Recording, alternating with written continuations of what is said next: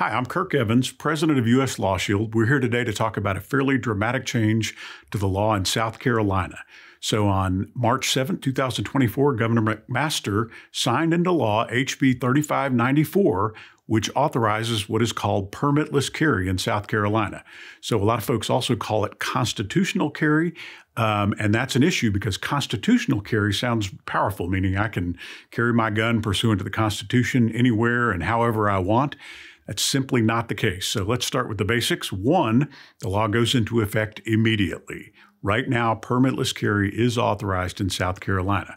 But two, that does not mean you can carry anywhere or however you want, or it doesn't mean everybody is authorized to carry. So first, there are still prohibited persons under South Carolina law and under federal law. There are many, many categories of persons who cannot carry under this new bill.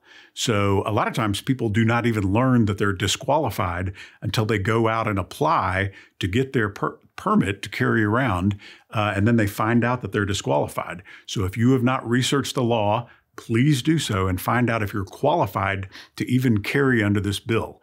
Second, there are prohibited places. There are many, many, many places in South Carolina where carrying a firearm is prohibited. This new law does not change that in any way, shape, or form. If you think about carrying a gun out in public without a permit, please go research the list of prohibited places before you even think about going out and carrying a firearm. And third, there are still many, many huge benefits to getting or maintaining your permit in South Carolina. So one is reciprocity. If you want to go up to North Carolina without a permit, North Carolina still requires permits to carry. If you go up there without one, you are going to be in serious trouble. Number two are school zones. So under federal law, you cannot have a firearm within 1,000 feet of a school unless you have a permit issued by the state where the school district lies. So if you do not have a permit now and you carry within 1,000 feet of a school, you are violating the Federal Gun-Free School Zones Act.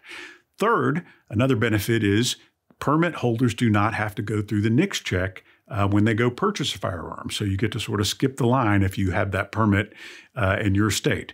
And then finally, the new law imposes a 3-year minimum sentence for several gun crimes under South Carolina law, but exempts permit holders from those mandatory sentences. So it's very, very important for several reasons to keep, maintain, or get a permit if you don't already have one under South Carolina law. So the great news for U.S. LawShield members is if you have any questions whatsoever about this new bill and how it might apply to you, you can call in, ask to speak to the independent program attorney there in South Carolina, and you can ask any question you may have about, should I renew my permit?